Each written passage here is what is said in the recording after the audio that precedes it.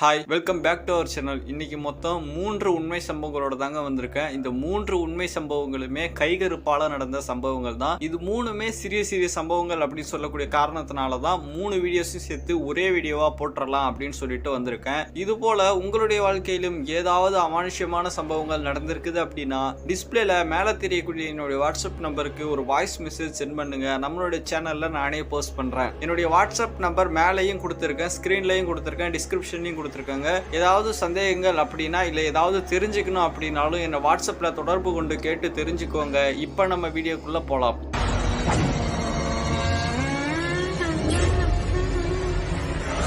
இந்த 3 உண்மை சம்பவங்கள் நடந்ததுமே கடலூர் மாவட்டத்தில் இருக்கக்கூடிய குறிஞ்சிப்பாடிக்கு அருகாமையில் நடந்தது தாங்க. இந்த சம்பவங்கள் நடந்த கிராமத்தினுடைய பெயரை நான் சொல்ல வேண்டாம், ஏதாவது பிரச்சனைகள் வரும் அப்படின்ற காரணத்தினால நான் சொல்லவே கிடையாதுங்க. இந்த 3 உண்மை சம்பவங்கள் நடந்த காலகட்டம் எது அப்படின்னா 1990, 80 இந்த காலகட்டங்கள்ல தாங்க நடந்திருக்குது. இதுல முதல் சம்பவம் குறிப்பிட்ட ஒரு நபருக்கு 20 ஏக்கருக்கு மேல தென்னந்தோப்பு இருந்திருக்குதுங்க. இந்த 20 ஏக்கருக்கும் கிட்டத்தட்ட எல்லாரையுமே போட்டு இவரால் காவல் காக்க முடியாத காரணத்தினால நிறையவுக்கு இளநீர்கள் வந்து திருடு போயிருக்குது. இவரும் முடிஞ்ச அளவுக்கு வேலையாட்கள் எல்லாத்தையுமே போட்டு அந்த இளநீர் வந்து திருட்டு போகாம பார்த்துட்டு இருந்திருக்காருங்க இந்த இளநீர் வியாபாரி. ஆனா எவ்வளவுதான் முயற்சி செய்தாலுமே அந்த திருட்டு வந்து நடந்து கொண்டே தாங்க இருக்குது. ஒரு கட்டத்துக்கு மேல அந்த இளநீர் வியாபாரிக்கு அவங்க காவல் வச்சிருக்கக்கூடிய அந்த நபர்கள் மேலேயே சந்தேகம் வருதுங்க. ஏன் அப்படின்னா நம்ம காவல் வச்சிருக்கும் பொழுது இந்த இளநீர் வந்து திருட்டு போயிட்டு தானே இருக்குது. அதனால திருடன் வெளியில இருந்து வந்து திருடுறானா இல்ல உள்ளுக்கு இருந்தே திருடுறானா அப்படின்னு சொல்லிட்டு ஒரு சந்தேகம் இருக்குதுங்க. இவர் காவல் வச்சிருக்கக்கூடிய நபர்கள் மேலேயே சந்தேகப்படுறாரு.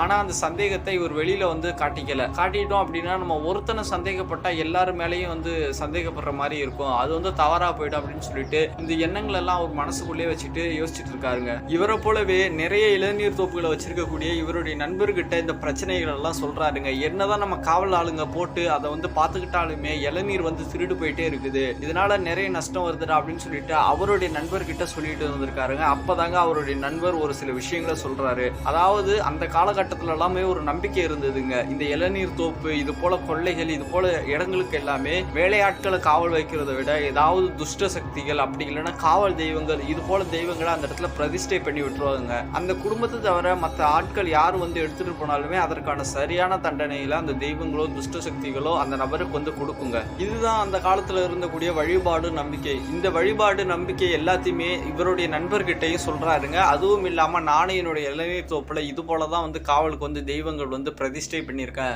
அதை எடுத்து நான் எந்த ஒரு காவலாலையுமே வேலைக்கு வந்து வைக்கல, அந்த தெய்வங்களே பார்த்துக்கும் எந்த ஒரு இளநீருமே எனக்கு வந்து திருட்டு போகலாம் அப்படின்னு சொல்றாரு. இருந்தாலுமே ஒரு சின்ன தயக்கத்தோட சரி அதுக்கு வந்து என்ன பண்ணணும் அப்படின்னு சொல்லிட்டு அவருடைய ஃப்ரெண்டு கிட்ட இவர் வந்து கேட்கிறாரு. அப்படி கேட்கும்பொழுது இதற்கு நம்மளாலலாம் ஒன்றும் பண்ண முடியாது, யாராவது ஒரு நல்ல மாந்திரிகனை போய் பார்த்து அவர் மூலியமா தான் ஏதாவது செய்யணும் அப்படின்னு சொல்லிட்டு இவர் ஏற்கனவே வச்சிருக்காரு இல்லையா, அதாவது ஏற்கனவே அந்த திருட்டு போகக்கூடிய நபரினுடைய ஃப்ரெண்டு அவரும் வந்து இந்த போல இளநீர் தோப்பு தானே வச்சிருக்காரு. அவர் வந்து ஒரு மாந்திரிகரை பிடிச்சுதாங்க இது போல எல்லாமே வச்சிருக்காரு. அதே மாந்திரிகனை நம்ம போய் பார்த்து வச்சிடலாம் அப்படின்னு சொல்லிட்டு அந்த மாந்திரிகரை போய் பார்த்து பேசுறாருங்க. நடந்த எல்லா விஷயங்களுமே சொன்னதுக்கு அப்புறம் அந்த மாந்திரிகர் ஒரு சில விஷயங்களை சொல்ல ஆரம்பிக்கிறாரு. நான் வந்து உங்களுடைய இடத்துல ஒரு கைகருப்பை பிரதிஷ்டை பண்றேன், அந்த கைகருப்பை அந்த இடத்துல வச்சதுக்கு அப்புறம் எந்த ஒரு இளநீருமே திருடு போகாது அப்படின்னு சொல்லிட்டு அதற்கு ஒரு சில குறிப்பிட்ட தொகையும் கேட்கிறாருங்க. முதல்ல இவ்வளவு தொகை கொடுங்க, நான் வந்து அந்த பொருட்கள் எல்லாம் தயார் பண்ணி எடுத்துட்டு வந்து உங்களுடைய இடத்துல பிரதிஷ்டை பண்ணிடுறேன். பிரதிஷ்டை பண்ணதுக்கு அப்புறம் ஒவ்வொரு அமாவாசைக்கும் அதற்கு ஒரே ஒரு பலி மட்டும் கொடுத்து நீங்க வந்து படைச்சிடணும். இதை நீங்க ரெகுலரா பண்ணிட்டு வந்துட்டீங்க அப்படின்னா உங்களுடைய தோப்புகள்ல எந்த ஒரு பொருளுமே திருடு போகாது அப்படின்னு சொல்லிட்டு உத்தரவாதம் கொடுத்திருக்காருங்க. அதே போல அந்த மாந்திரிகர் கேட்ட தொகையும் அந்த மாந்திரிகர் கிட்ட கொடுத்த உடனே அந்த மாந்திரிகர் நிறைய பூஜைகள் வந்து செய்திருக்காருங்க. செய்துட்டு அப்ப ரீசெண்டா இறந்து போன ஒரு பெண்மணிங்க, ஒரு துர்மரணம் அடைஞ்சு போன ஒரு பெண்மணி, அவங்களுடைய பெயர் வந்து சாந்தி. அந்த சாந்தியினுடைய அந்த கல்லறை புதைச்சு தாங்க இருக்காங்க.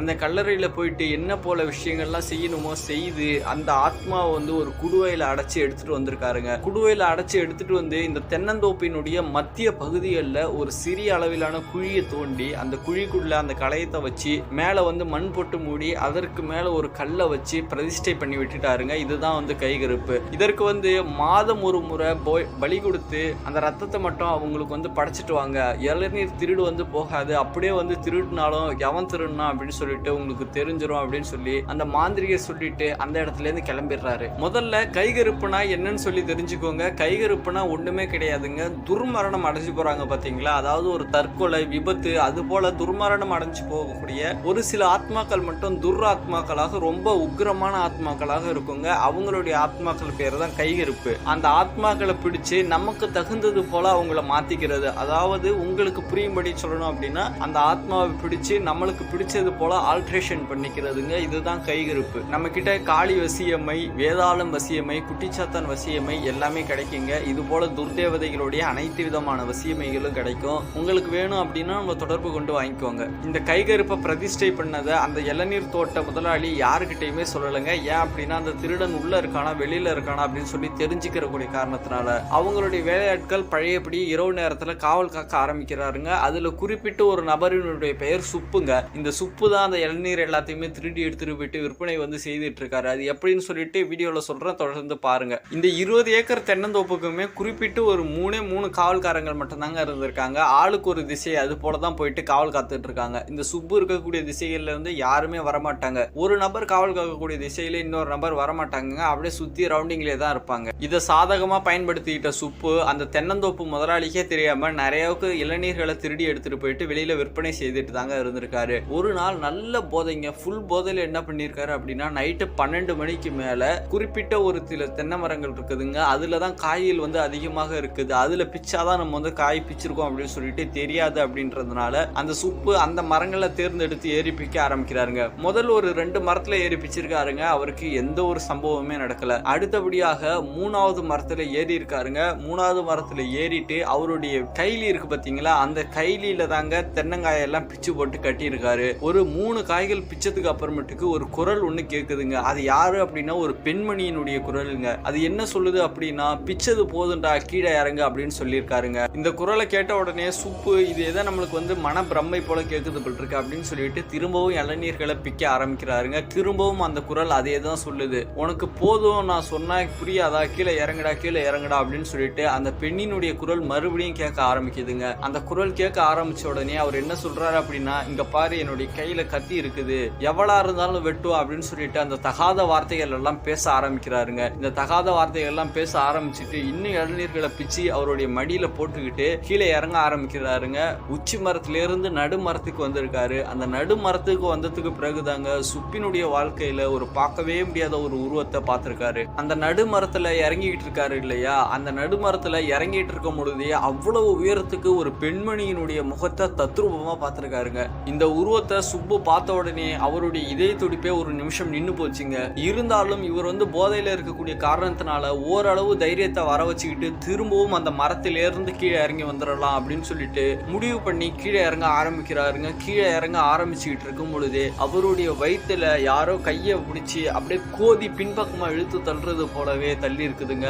அந்த சம்பவம் நடந்த உடனே அந்த சுப்பு வந்து மரத்திலேருந்து கீழே வந்து விழுந்துடுறாரு. அப்படியே பிடிச்சி வந்து கீழே இழுத்து போட்டுறது. கீழே விழுந்த வேகத்துக்கு அந்த சுப்பினுடைய முதுகெலும்பு உடஞ்சிருச்சு போலங்க. கீழே விழுந்த வேகத்துக்கு ரொம்ப கூச்சல் போட்டு கத்த ஆரம்பிக்கிறாரு. அக்கம் பக்கத்துல இருக்கக்கூடிய இன்னும் ஒரு 2 காவலாளிகள் இருக்காங்க பாத்தீங்களா, அந்த தோப்பை காவல் காக்கக்கூடிய நபர்கள், அவங்க எல்லாமே ஓடி வந்து பார்க்கும் பொழுது இந்த சுப்புவும் கீழே கிடக்குறாருங்க. நிறையவுக்கு இளநீரும் கீழே கிடக்குது. இவ்வளவு நாளா இளநீர் திருநது நீதானடா அப்படின்னு சொல்லிட்டு இவங்களுடைய மனசுக்குள்ளே நினைச்சுக்கிட்டு அவரை தூக்கிக்கிட்டு உடனே அவங்களுடைய முதலாளிக்கு தெரிவிக்கிறாங்க. தெரிவிச்ச உடனே இந்த சுப்புக்கு வைத்தியம் எல்லாமே அவருடைய முதலாளி தாங்க பாக்குறாரு. என்னதான் நம்மளுடைய தோப்புல திருடி இருந்தாலுமே அவனுக்கு நம்மளால முடிஞ்ச உதவியை செய்யணும் அப்படின்னு சொல்லிட்டு தான் செய்யறாரு. சுப்புவை ஹாஸ்பிட்டல்லாம் கூட்டிட்டு போய் வந்த உடனே அவருடைய முதலாளி தெளிவா என்ன நடந்தது அப்படின்னு சொல்லிட்டு கேட்கிறாருங்க. எந்த ஒரு கோபமுமே படல. ஏன் அப்படின்னா தான் தான் கைகருப்பு வச்சிருக்கோம் அப்படின்னு சொல்லிட்டு அவருக்கு தெரியும் அது என்ன நடந்தது அப்படின்னு சொல்லி தெரிஞ்சுக்கணும் அப்படின்றதுனால அந்த விஷயங்களை கேட்க ஆரம்பிக்கிறாரு. இது போல நான் இளநீர் பிச்சுக்கிட்டு இறங்கும் பொழுது ஒரு பெண்மணியினுடைய குரல் வந்து கேட்க ஆரம்பிச்சுது.